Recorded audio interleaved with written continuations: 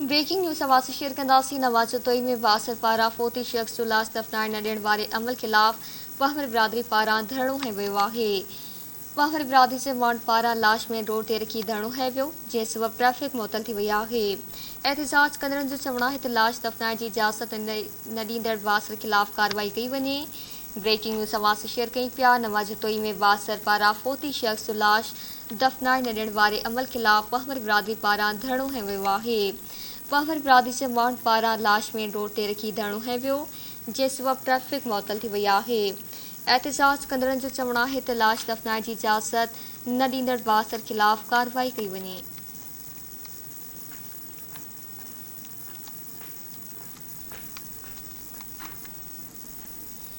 Breaking news आवाज़ share कई पिया। नवाजतोई में बासर पारां फोती शख्स जो लाश दफ़नाइण न ॾियण वारे अमल ख़िलाफ़ पहवर बिरादरी पारां धरणो हंयो वियो आहे। पहवर बिरादरी जे माण्हुनि पारां लाश मेन रोड ते रखी धरणो हंयो वियो, जंहिं सबबि ट्रैफ़िक मुअतल थी वई आहे।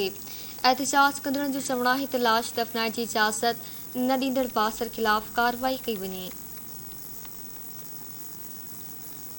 ख़बर आवाज़ शेयर कई पिया। नवाजतोई में बासर पारां फोती शख्स जो लाश दफ़नाइण न ॾियण वारे अमल ख़िलाफ़ पहवर बिरादरी पारां धरणो हंयो वियो आहे।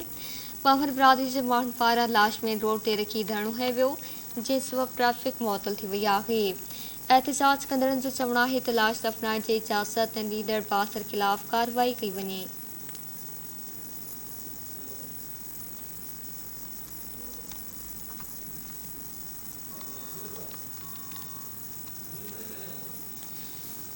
ब्रेकिंग न्यूज़ आवाज़ शेयर कई पिया। नवाजतोई में बासर पारां फोती शख्स जो लाश दफ़नाइण न ॾियण वारे अमल ख़िलाफ़ पहवर बिरादरी पारां धरणो हंयो वियो आहे। पहवर बिरादरी जे माण्हुनि पारां लाश मेन रोड ते रखी धरणो हंयो वियो, जंहिं सबबि ट्रैफ़िक मुअतल थी वई आहे। एहतिजाज कंदड़नि जो चवणु आहे त लाश दफ़नाइण जी इजाज़त न ॾींदड़ बासर ख़िलाफ़ कार्रवाई कई वञे। नवाजतोई मां ख़बर आवाज़ शेयर कई पिया। नवाजतोई में बासर पारां फोती शख्स जो लाश दफ़नाइण न ॾियण वारे अमल ख़िलाफ़ पहवर बिरादरी पारां धरणो हंयो वियो आहे।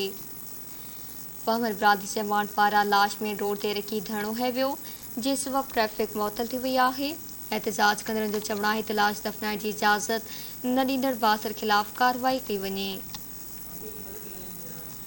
नवाजतोई मां तफ़सील मालूम कंदासीं अमीर अली मलिक खां। जी अमीर अली मलिक, आगाह कजो।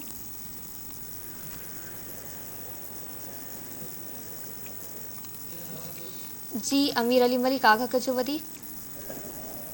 जी नवाजते जे पमल पाड़े जो रहवासी आहे शहाबुद्दीन पमल, जंहिंखे दिलि जो दौरो पवण करे फ़ौत थी वियो, जंहिंखे मक़ामी क़ब्रिस्तान में दफ़न करण लाइ संदसि वारिस उते खणी विया। त उतां जो जेको मक़ामी वॾेरो आहे उमर चतोई, उहो उते पहुची तयारु थियल सामी में लही पियो ऐं खेनि दाबा ॾियणु लॻो ऐं खेनि लाश दफ़नाइण खां मना कई। उन जहिड़े अमल ख़िलाफ़ पमल बिरादरी जा सवे माण्हू लाश खणी मेन चौक ते पहुता, जिते धरणो हणी वेही रहिया, जिते अॻूणो सूबाई वज़ीर आकिब ख़ान जतोई पहुची मुतासिरीन सां ॻाल्हियूं करे रोड खोलायो ऐं मक़ामी वॾेरे जे ख़िलाफ़ कार्रवाई करण जो मुतालबो संदन मंज़ूर कयो। जी महिरबानी अमीर अली तफ़सील ॾियण जे लाइ।